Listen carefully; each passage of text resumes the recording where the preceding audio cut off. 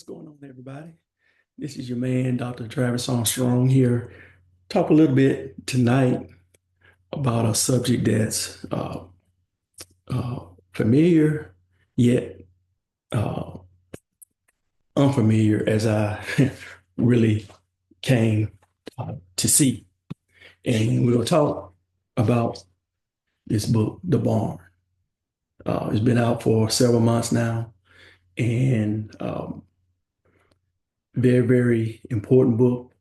And as we'll see, we talk about a little bit the intricate details that I learned, and that's probably been out there. But again, the subject of the tragic murder of one young boy, because he was a boy, Emmett Louis Till. A lot of books, movies been made about him, but the ones I've seen have not been as detailed as this book that Mr. Wright Thompson spells out here. So we're going to talk a little bit about that. Not long, a little bit. And also, it's not a critique of the book because obviously I'm not an author. I'm not a book critic. I'm not a book reviewer. I'm just a reader like everybody else, trying to learn as much as I can about this particular issue in American history in general, but specifically my home state of Mississippi. And so, again, we'll talk about this in a little bit more detail. And I also have a couple of sources, other sources I'm going to read from in relation to the book in the barn, the book, The Barn, which is the subject of this talk here. Now, again, I'm a Mississippi native, born and raised. I grew up in central Mississippi, probably about 30, 45 minutes south of Jackson, which would put us approximately maybe 2.5, 3 hours car ride from the Mississippi Delta. From that part of Mississippi Delta, of course, the Mississippi Delta is made up of 18 counties. And so it stretches from the north west corner of Mississippi alongside, parallel to the Mississippi River down south. And if I can, let's see,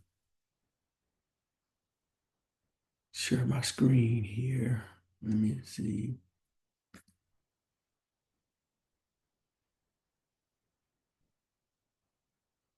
No.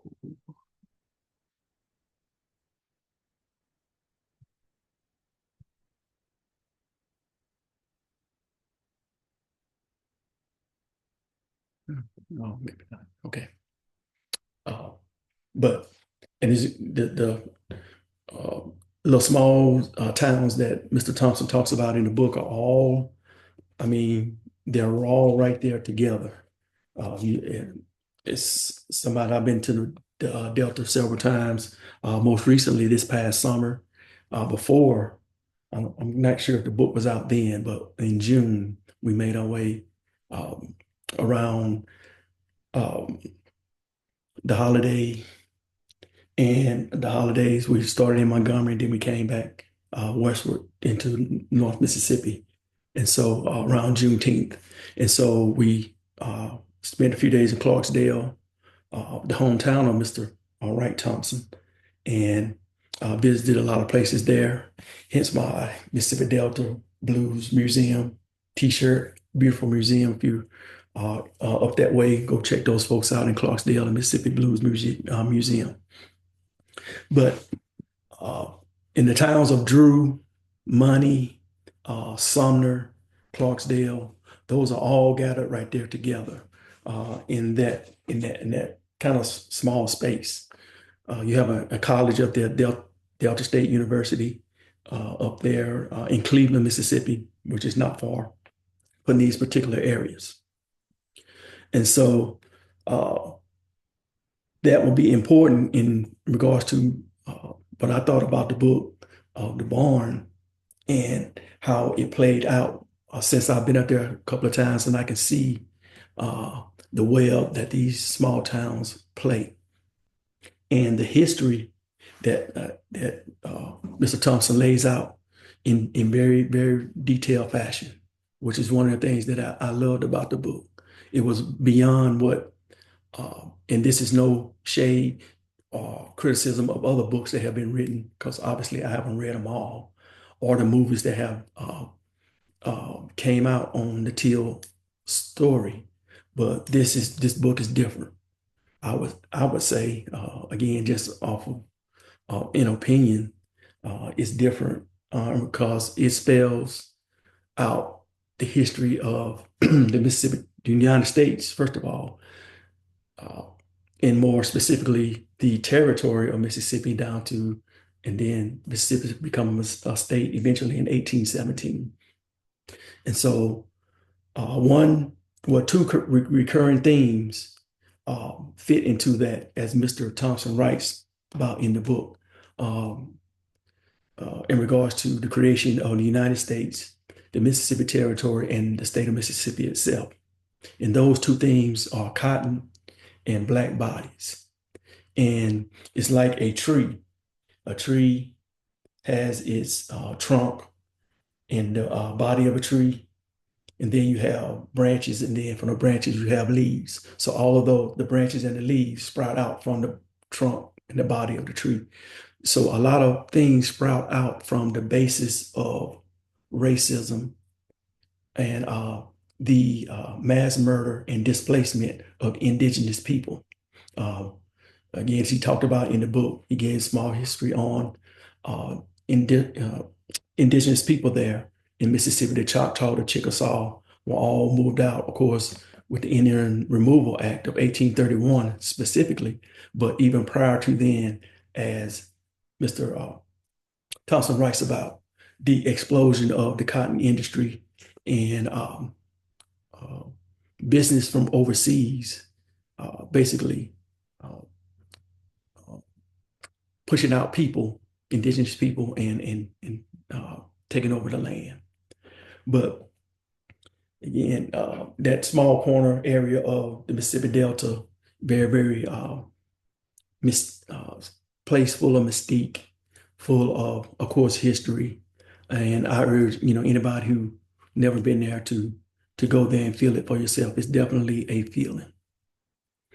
Um, Now, again, as a Mississippi native, I know when people talk about Mississippi in the vein of it is then and today, a lot of things need to be corrected. But in the words of Nina Simone, you remember the song Nina Simone wrote, Mississippi Goddamn. She said, I think she said, Alabama put me to the test. Tennessee made me lose my rest. But we all know Mississippi Goddamn. And so when I started reading this book, that made me think of the song that she wrote back in the 60s. And hey, she wasn't lying, just the things that I know and that my family talk about. My cousin, his book was on the other shelf over there. Thomas Armstrong III was an original Mississippi freedom rider from my small little town of Silver Creek, Mississippi. And he wrote a book called Freedom Rider, the autobiography of a freedom rider by Thomas Armstrong III, and our other cousin, Miss Natalie Bell, who wrote a great book several years ago about his time as Mississippi Freedom Rider in 1961. But um, all of that plays out again in this book. And in my opinion, Wright goes well beyond just the surface of land and contemporary history. Again, for those of you who read it, and I hope anybody who sees this have read it, that he doesn't start his time on this book in 1955. Actually, again, he talks about the makings of this country back to uh, the writing of the Declaration of Independence, and those people, Thomas Jefferson and the like, who had plans to divvy up this territory to white men. Obviously, any black people who were here were in bondage, most of them, not all of them, but most of them. And of course, the indigenous people were being removed from their land as well. But he goes well beyond just contemporary Mississippi history in regards to telling the story of young boy Till, and how we actually got to where we are today, not beyond 1955, but today as well. Those stories are still playing out, and things that happened back then from the Mississippi Territory through statehood through today. Some of those practices are still in place. As he talked about, I loved the way the details he wove into, again, how overseas interests in England and other places played a role in the creation of Mississippi Territory and the explosion of cotton. We forget that most of the cotton that was grown here in the United States, particularly in Mississippi, was shipped overseas. And that's important in this story to get to Mr. Till, because as he outlines in the book, the families of Milam and Bryant were part of that hillbilly backwoods lineage that saw Black people as chattel, as animals, and not as human beings. So, and when we talk about racism, uh, paternalism, things of that nature, that stuff is passed down. As we know, children aren't born with that; it's passed down from generation to generation. And Brian and Malum, as we saw in the book, uh, uh, showed those signs until they were no more. So that the creation of the state, again, through uh, land and displacement of indigenous people, uh, the involuntary servitude of dragging our people, African people, from our continent, from our homeland, into this field of violence, um, uh, to work and toil, to push out babies, to prop up this white settler colony. Mr. Thompson writes on that very well. And so, uh, and I read something in regards to, uh, we talked about, uh, when you talked about Thomas Jefferson didn't want to have a plan to divvy up the land. And ironically, the what was that? The law they created in 1800, I believe, um, to divvy up the land law of 1800, I think it was. And eventually they whittled the number of acres down to 40 acres for each white man to have to till the land. I'm like, man, that is ironic, because at the end of the Civil War, of course, Field Order 15 uh, by William Tecumseh Sherman, you know, 40 acres and a mule.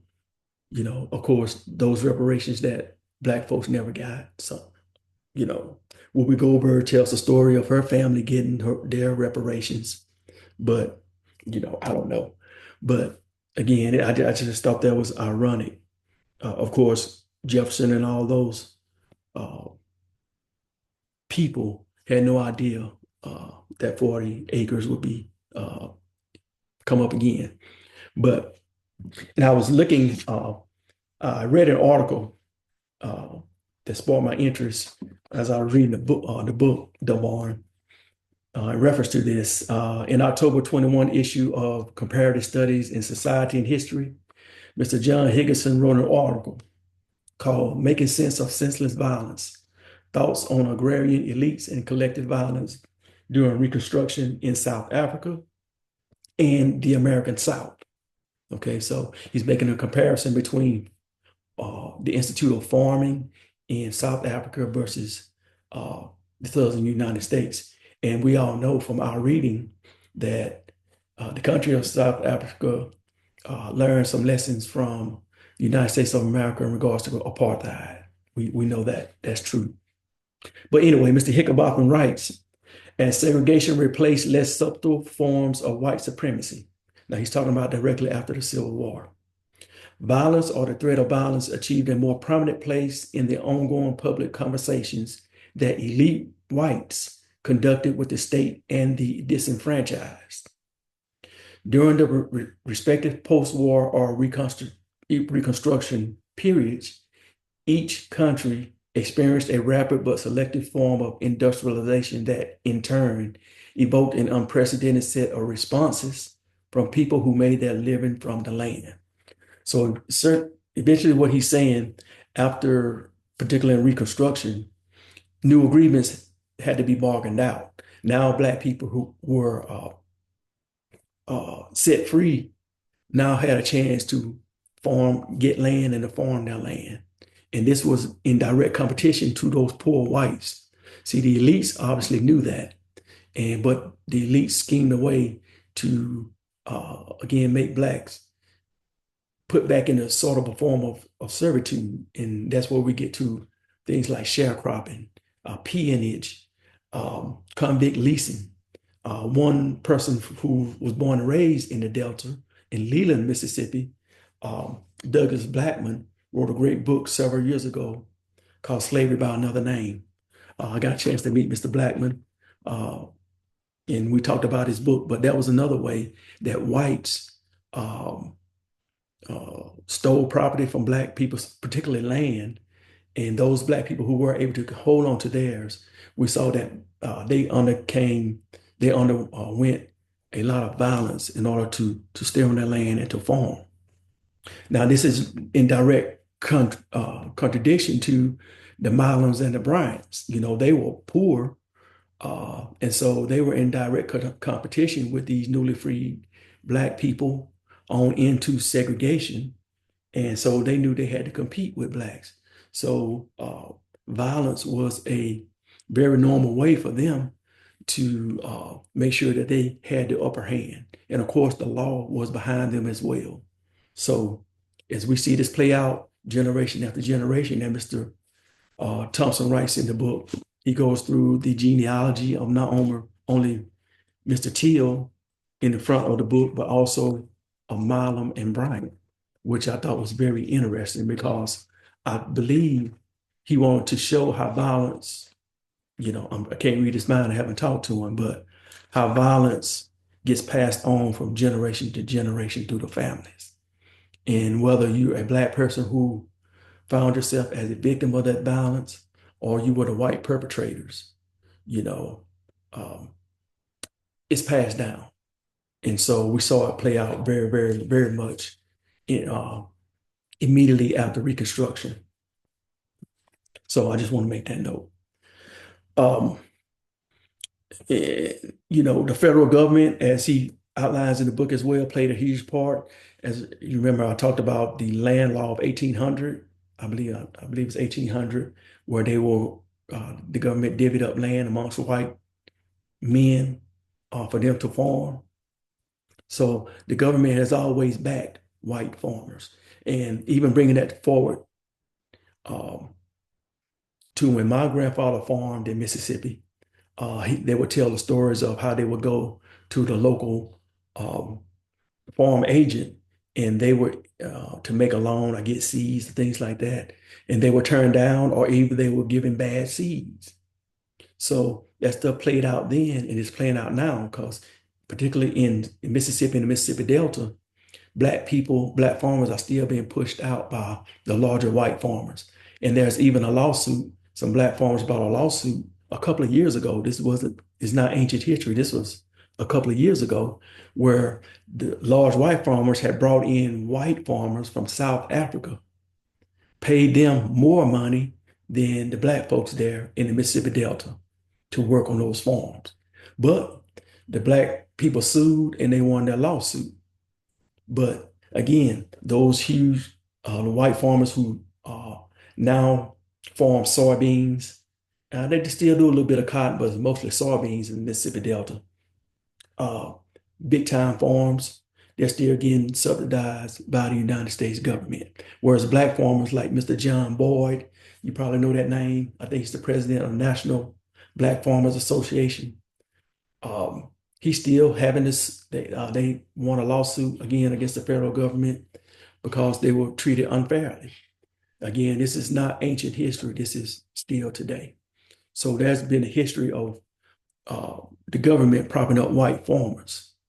But those poor farmers like the Bryants and the Malums, they were treated not as bad as blacks, but yet they were white. They had whiteness on their side. And so when they couldn't get the farm, they weren't successful, they meted out violence against blacks who they knew they could because the law was going to protect them. Okay. So they couldn't stand the competition. And so Mr. Thompson writes in the book, and this harkens me back to my initial statement. This book is my attempt to go beyond what is known. He certainly did that, in my opinion, which illustrates the true history of this country. That is, to me, the most poignant issue of this book, The Barn. Me and several people that I know from Mississippi, we always say, hey, people don't realize that America is turning into Mississippi. Mississippi system is racist. Okay. United States system is racist, always have been. But it's now showing you that they don't care. They're going to institute racist policies. And as long as they have the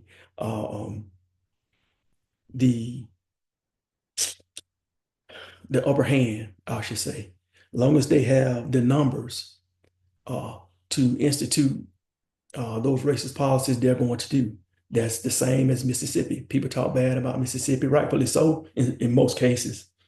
But America is turning it into that. Look at the people that are being elected to office.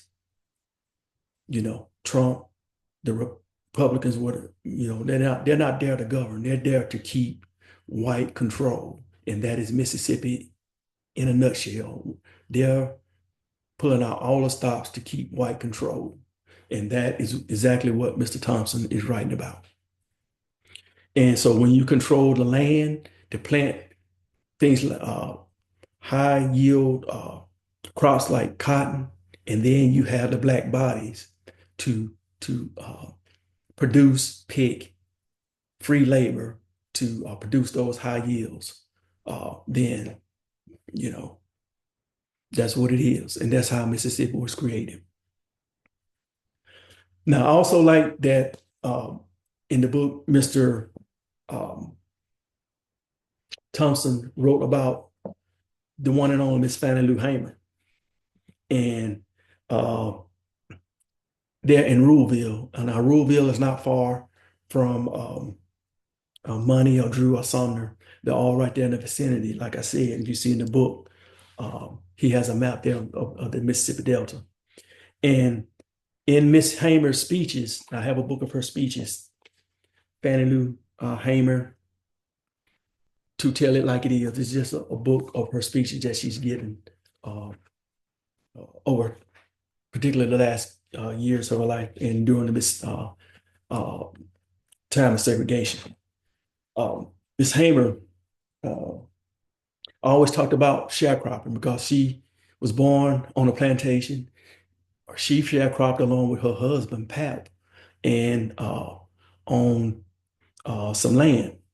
And so she would talk about, I'm going to go to one of her speeches where she talks about the brother of Milo, who was a deputy sheriff there in her hometown of Ruleville. And she would talk about how mean and nasty he was. And if you remember, Fannie Lou Hamer was severely beaten in jail for trying to register people to vote. And C.L. Milam's brother was, I'm sorry, J.W. Milam. His brother, S.L., was a policeman in that jail. And so S.L. Milam has something to do with Fannie Lou Hamer's beating. But I'm going to read from her text what she said about Mr. Marlin.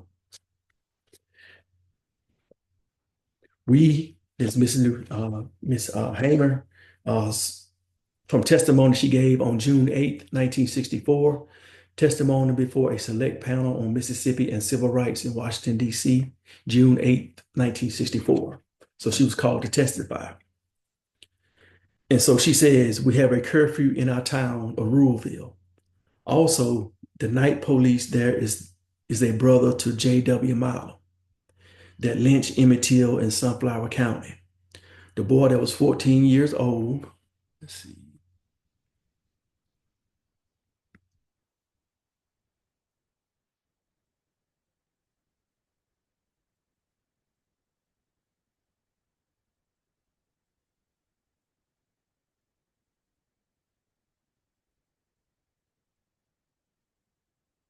Am I trying to get in?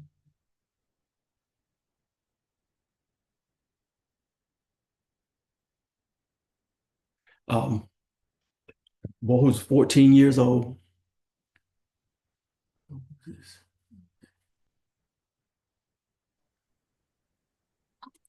I I'm sorry. I'm I'm just popping in. I'm not going to be able to stay. Oh, okay. So I'm on my phone. Okay. I've heard about the book The Barn, and I didn't know that, and didn't want to be in camera. So Oh, okay. No problem. How you doing? I'm good. And what's your name, ma'am? Oh, I'm Kim. I'm not staying. I'm just new to Nubia, excuse me, and I was just kind of becoming familiar with the platform. Oh, okay. So is this a book club you do on a regular basis? No, this is just I just do a couple of books and just talk about them. Oh, okay. If people want to join in, if they read the book, that's great. Okay. Have you read it? No, I haven't. I heard Karen talking about it on her show, but I caught the tail end of her overview. So okay. Yeah. I heard her talk about it too. I talked to her about it as well. So yeah. Okay, well, I may pop in. I'm sorry. I didn't mean Okay, to. no problem. No problem. Okay. Thank you. Thank you. Thank you. You can connect with me I'm on Nubia, Kimberly Oglesby. Kimberly. Oglesby, Oglesby. I actually have a book club in Chicago that we've been together for a number of years, but we haven't been able to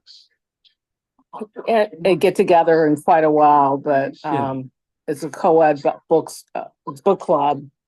Okay. So okay. I'm definitely going to connect with you once I'm done. Yeah. All right. Okay. Thank you, Kim. Thank you. Thank you. Okay. Bye. Bye-bye.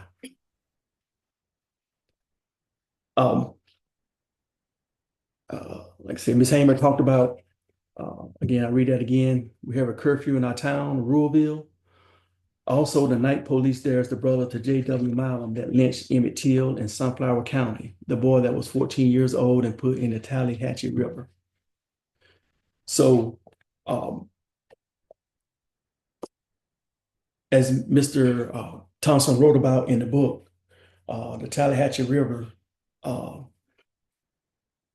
lot went on down there.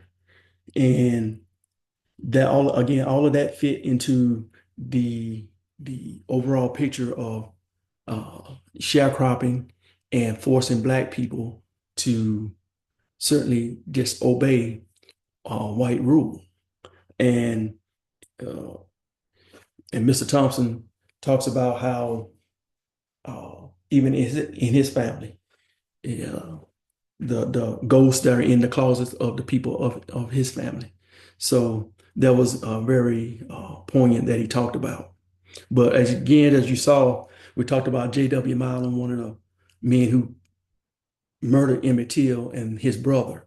And it's talked about in the book how that connection of web in the Mississippi Delta, well, across Mississippi and across most southern states, but particularly in the Delta, that web of murder, lies, Um, uh, it was just so thick. Everybody knew everybody and what was going on. And so and people say, well, black people could have did this, could have done that. But again, unless you're living under that apartheid system, Miss Hamer and the likes, and people like again my cousin that I mentioned, uh, people over in Mound Bayou, Medgar Evers, those people did fight back against the system. But it was so much violence that it was hard to withstand, but they persevered. So we're certainly glad for those folks. And also, we talk about white violence in regards to real estate and land. Um, Dr. Carr and Lamont, when they have their discussions going on XM radio in the mornings, and Lamont will bring up real estate violence when he talks about gentrification, that is a form of real estate violence. But that I don't know if I'll make the correlation that is uh, born out of actual real estate violence, where whites use violence again to remove uh, blacks off of their land and also to keep them in bondage, uh, involuntary servitude. So, and if you remember, uh, even Dr. King, the last years of his life, he talked about how black people have been uh, uh, cheated out of our land, out of our 40 acres and a mule. And so real estate violence is still harkening today. And uh, and I like when Mr. Thompson went and talked to Mr. Andrews, who owns the property now that the barn is on, you know.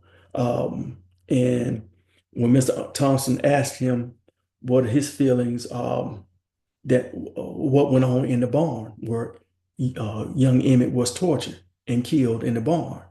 And Mr. Andrews, I can hear it now, probably just casually. He said casually, "We don't think about it. You know, we don't think about it.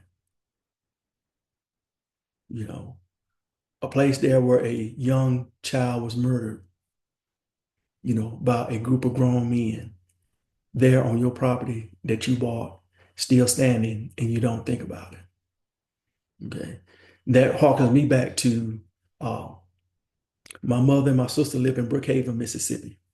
Uh, Lamar Smith, Mr. Lamar Smith was shot in the back by a white Ku Klux Klaner on the steps of the county courthouse there in Brookhaven, which is the county seat of Lincoln County, Mississippi. Shot in the back for trying to register people to vote. You know, so these type of things happen all over the state, and people just don't think about them. Well, white people, they just don't think about them. So what? Another black person was killed, for trying to exercise their constitutional rights. Just don't think about it. But all of these things are connected. All these things are connected. My good friend on the outskirts of Hattiesburg, Mississippi, uh, Dennis Damer. Some of you may know the names of Vernon Damer. Vernon Damer was lynched by the KKK. Essentially, his store in front of his house was firebombed in 1966 for registering people to vote there in Forrest County. And the name Forrest County comes from, you remember in this book, uh, Mr. Thompson talked about Nathan Bedford Forrest. Okay, Forrest County, Mississippi, where the county seat of Hattiesburg is named after Nathan Bedford Forrest. Um, they firebombed Mr. Damer's home. Mr. Damer, again, we're registering black people to vote, registering black people how to get around the poll tax and the literacy test that was still active in 1966, even 1 year after the Voting Rights Act was passed in 1965. The state of Mississippi was still forcing black people to take literacy tests and pay poll taxes. And Mr. Damer said no more. And so his store was firebombed. He was injured very, very badly, taken to the hospital. He survived a couple of days, but he eventually died from his uh, injuries. again, I know his youngest son, Dennis, very well, still lives on that property. Uh, Mr. Damon's wife is still alive in her mid 90s. And so they keep his legacy alive very strongly. You don't play with the Damon name around there. But again, it was interesting. Uh, Mr. Andrews said, we don't think about it.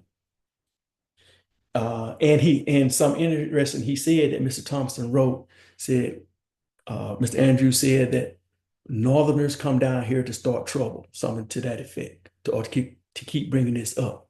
And that made me think about after the Civil War, when Northerners came down to the South to conduct business during Reconstruction, the Southerners would call them carpetbaggers, because of the little bag that they would be carrying with their clothes or belongings in it made of, I guess, some sort of material like carpet. So they would call them carpetbaggers. But that name was a derogatory name, meaning Northerners coming down to the South to rile up the Negroes and start trouble. And so, in my mind, that's what Mr. Andrews was speaking of when he said that Northerners are coming down um, to start trouble and that things in the past should just stay in the past. So, again, this is the 21st century, and this is still how these people think. So, uh, that ghost is alive and well. Um, and the particulars of the book, again, uh, let me go back to, again, the history that Mr. Thompson writes so eloquently about in regards to land and how land was, the racial violence that took place there. Again, all of this is connected, and I keep making the point to connect it to the death of a young Emmett because, again, Milam's and the Bryants and all these other white families around there had been uh, the meeting out violence to Black folks for generations. So it was nothing new for Milam and Bryant and the others to beat or kill a Black person. So as we know, many untold number of Black people have been killed or run off their land uh, because white folks wanted it. So I also referenced this book, The Half Has Never Been Told, written by Mr. Ed Baptist. Um, in his book, let me go to page 91, where he talks about,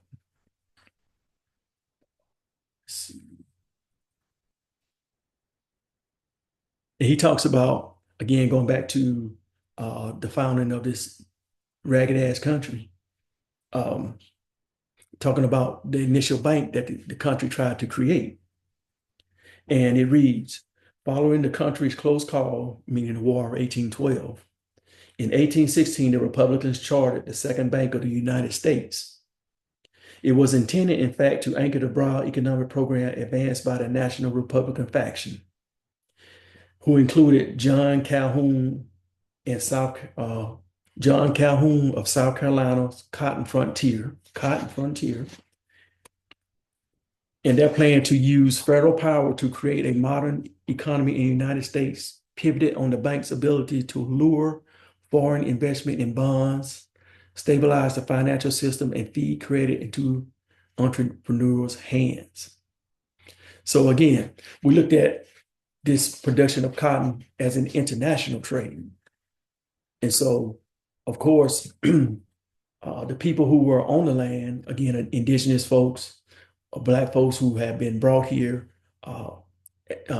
enslaved, uh, when they could not be utilized willingly, uh, white folks committed violence against them. Again, this is stuff that was passed down from generation to generation with the help of the federal government, state governments, you name it. So, in this book specifically talk about how cotton uh, played a huge role in the captivity and the bondage of African people. and it starts from the very beginning.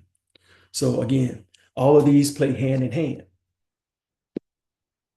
All of these play hand in hand.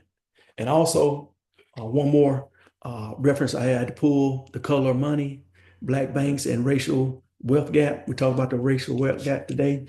Well, what happened in 1955 to young Emmett Till is part of that racial wealth gap, because a lot of folks, even prior to 1955, but a lot of black folks left the state of Mississippi after Emmett Till was murdered, left everything that they had, moved north. Most folks moved to Chicago, like my mother's eldest brother and sister moved from Mississippi to Chicago.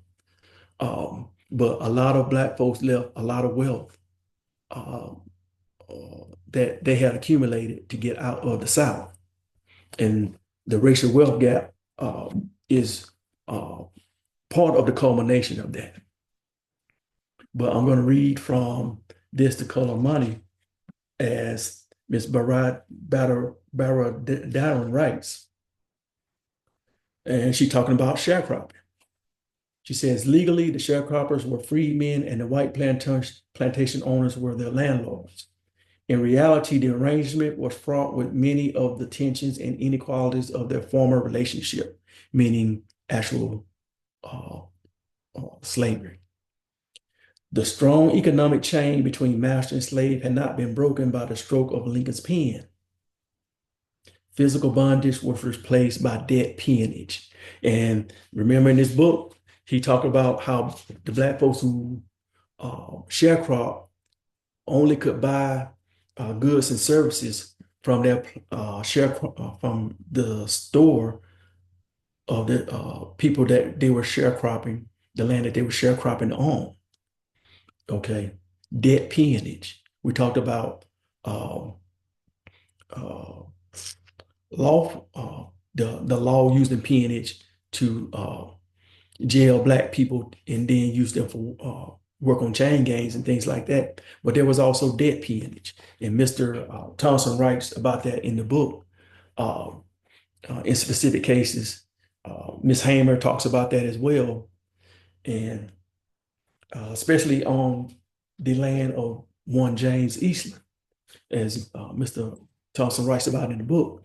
James Eastland was a U.S. Senator from the state of Mississippi. If you go to Jackson, Mississippi today, you'll see the name James Eastland prominently displayed on the federal courthouse there in Jackson. Now, as a black person, which Jackson is 80% black, I believe, the state of Mississippi is 40% black, roughly. So if you brought up on federal charges, you going into a courthouse with the name of a rabid racist, okay, a rabid segregationist, plastered all in front of the courthouse. Okay. Now that happens across the country, of course, but in Mississippi, it seems to have a different connotation. Okay. And the Mississippi Supreme Court, which is highly, highly conservative, will let you know that conservative values are still in play in Mississippi. I got a story on that, but I'll say that for another time. Okay. So, and one point I also mentioned before is that, the federal government has always and will continue to undergird white farmers, as we're going to see here coming into 2025 and beyond, particularly the next 4 years. But actually, the state of Mississippi saw this from 2016 to 2020, when President Trump was the president the first time. Mississippi farmers suffered greatly under his administration, because of tariffs. And now he's talking about slapping tariffs again at a higher rate. It's going to be detrimental. Black farmers are going to lose theirs first, of course.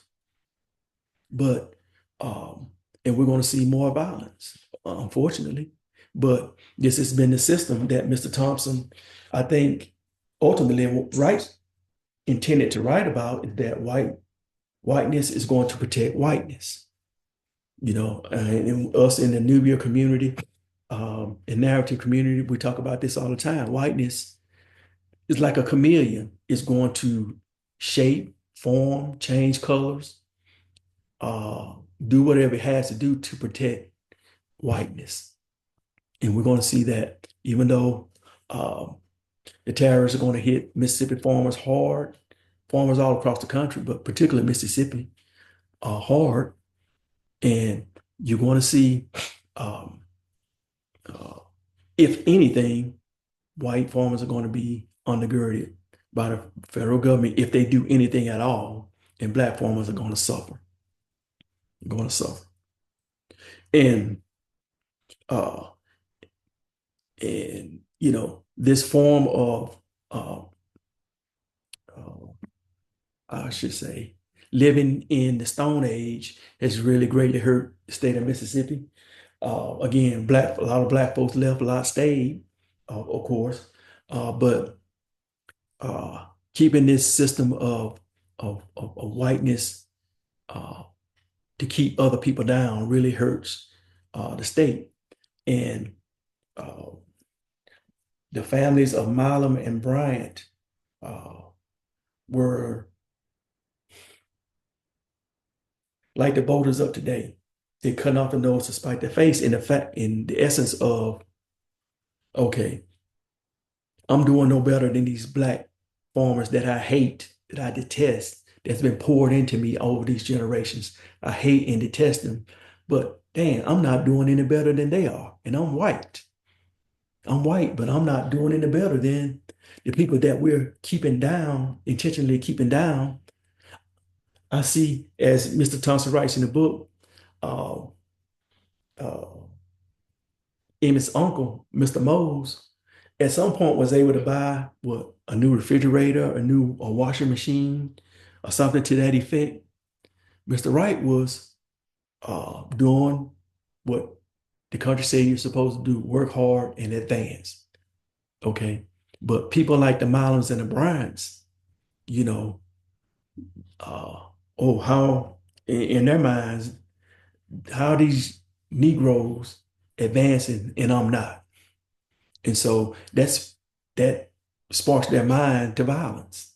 Some of them, not all of them, but to violence, but certainly sparks their mind to be racist, but and some of them take that far to violence. And when uh, your local, state, and federal government says it's okay to murder uh, black people, then some people take it that far.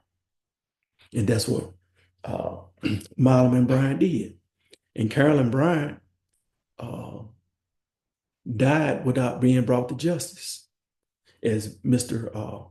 Thompson writes in his book, uh, the many times that uh, her name was brought up, uh, she died telling a lie. And a young boy was killed for that lie. Despicable. Despicable. And uh, I have also a book here, Mississippi Witness. I think we bought this from the Mississippi Civil Rights Museum. If you haven't been there again, uh, check it out. Beautiful place. Uh, Somber, of course, but also you see some highlights there. Um, go check them out. I think I got this is where we got this book, Mississippi Witness. And it's a book full of photographs, uh, pictures taken of Mississippians, black and white, during the 50s and 60s. And I'm going to turn to page 18, 19.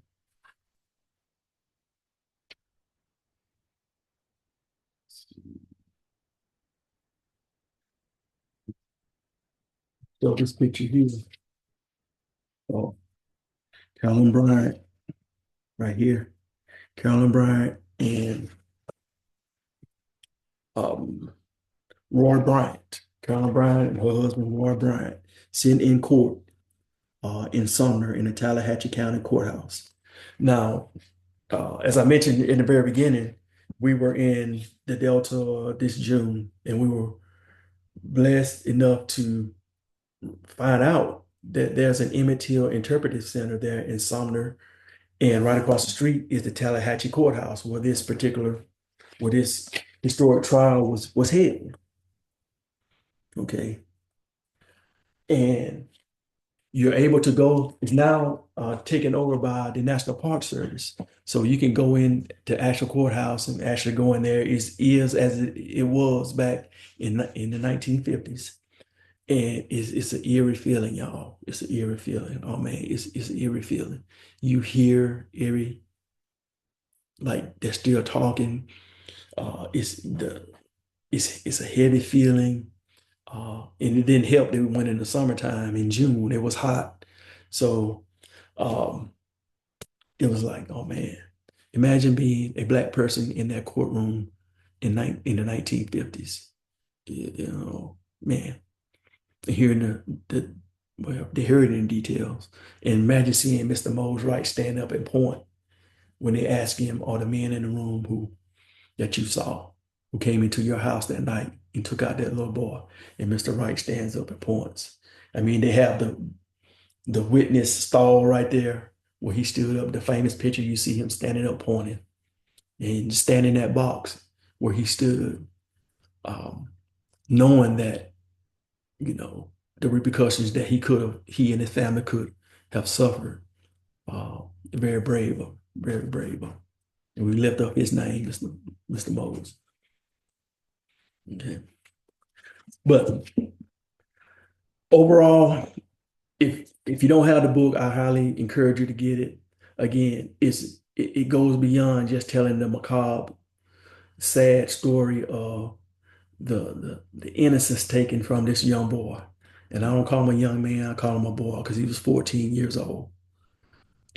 But I highly commend Mr. Thompson for the detailed accounts that he have, all the people that he talked to um, who participated in this storytelling. Uh, the way he wrote it, going back and forth through the historical timelines, uh, from the creation again of this country up until today. He weaves it back and forth. It's not straightforward. He weaves it back and forth, and you would think it would be confusing, but to me, it wasn't. It kept my attention. It kept my attention because you didn't know where he was going to go next. And again, uh, we, things that we don't think about um, in regards to how these things have an effect on uh, uh, the future generations and just the psychological toll that it took on Black people during that time. Yes, um, Black people have been murdered. It's just sickening. But when a 14-year-old boy um, um, is treated like that for what they say, worse than a white woman, to be savagely beaten, but that psychosis of whiteness, that psychosis of white supremacists is real, y'all. It's real. No, it's real. And as these other books I referenced, and then to hear Miss Hamer talk about in detail, I didn't go into how she was beaten in jail. I was just talking about the connection between the Milam brothers and that system and that well of white supremacy. The just the mental toll that it took on people, and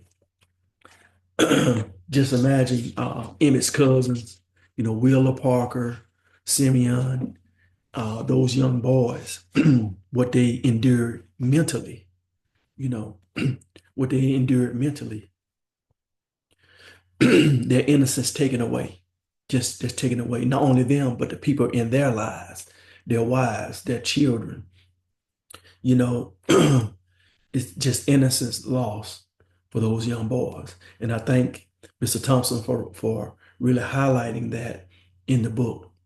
Um, I won't give anything away on it, but uh, I'm glad he was able to talk to those folks and that they could express themselves in a manner that they saw fit and were able to talk about it. But that's my time. And again, the barn, if you go out and get it, I know it's on the as a bestseller. I think I saw Mr. Thompson mention that on Instagram, I believe. So again, go out and get it. I think he has another book out called Pappy Land or something like that. I don't know what that's about, but I followed Mr. Thompson when I used to watch sports. He used to do little short documentaries on ESPN and other sports shows, and I always, when it comes to white writers writing about black pain, uh, I'm kind of skeptical. But myself, being in the Delta in Clarksdale, where Mr. Wright is from, Mr. Thompson is from, I'm sorry. Um, the way he talked about and delivered in the book um, gave me a new perspective, on him, uh, on the storytelling. But again, I highly recommend the book. I highly recommend it, and I think we're gonna make our way back up to the Delta sometime early next year to actually visit the place. And I'm gonna see can I get a hold of Mr. Thompson if he's in town. I think he lives in Oxford, but that's not that far from uh, the Delta. But I'll see, and I'll definitely keep people abreast on because I would love to talk to him about the book. But you can see this video, appreciate it. Thank you very much. Let me know what you think. And thank you for your time. And again, these are conversations that we need to have um, uh, because we need to be educated on it. You don't have to be an expert. And people think, oh, see, you have to have a college education, do this and that. You don't. You don't. I've heard many people talk about this book, and I'm gonna say it in my Mississippi vernacular. Ain't got now college degree, um, and talk about it so eloquently in a very thoughtful manner. And that's what we should do. Because again, this is alive and well, folks. You know, this is alive and well. White people today in Mississippi still think like this. And if they could thought that they could get away with doing this stuff again, they would. They would. Again, I bring up uh, Brookhaven, Mississippi again, where my mother, where I have relatives live, where Lamar Smith was shot in the back for registering people to vote. Just what, 2 or 3 years ago, a young black FedEx driver was trying to do his job and deliver um, a package to a house, and a white man shot at him. That was just 3, 4 years ago, you know. So these people are still out there. These people are still out there. So we have to be vigilant and we have to keep awareness raised that uh, uh, we're, we're not going to be silent and we're going to talk about these stories. And that's a responsibility of all of us. Okay. If you have kids, they should know the story of Emmett Till. You know, Black kids, they need to know that story. And then if our generation fails to educate our kids on that, we failed them. We failed them because, again, I was born and raised in Mississippi. My wife was as well. We knew nothing about Emmett Till. We were taught nothing. And I was born uh, in 1970. Okay. Um, the first generation to actually be born free as Black people, Black Americans in this country. My parents weren't born free, you know, but I went to school, early education. 90% of my teachers were Black. Okay. 90% of the students were Black. Okay. But we never got these stories of Emmett Till. We never got the story again. Nobody talked about my cousin being a Mississippi freedom rider. I'm glad he's still alive today to tell his own story, you know. But we never learned any of that in school. And we were never told by, at least I wasn't, not gonna say we, I'm gonna say I, and many people like me were never told stories of what our parents endured. Okay. But we got our generation, we have kids, we gotta do better than that. We know better, we should do better. Okay, but stories like the barn, uh, to me, is a must read. And I'll stand on that again. Sometimes I have reservations about white authors writing about black misery, black pain. Uh, we have to keep an eye on that. But again, I believe exceptions. There are some exceptions to every rule. So, and I give Mr. Thompson uh, two thumbs up. Not that he needs my approval, but I think he would appreciate it as a Mississippi native and somebody who's read a lot of uh, on the issue. So I appreciate him for that. And thank you again, anybody who sees this video. I appreciate it, and let me know what you think. Um, until next time, we'll look at something else. All right. See y'all later.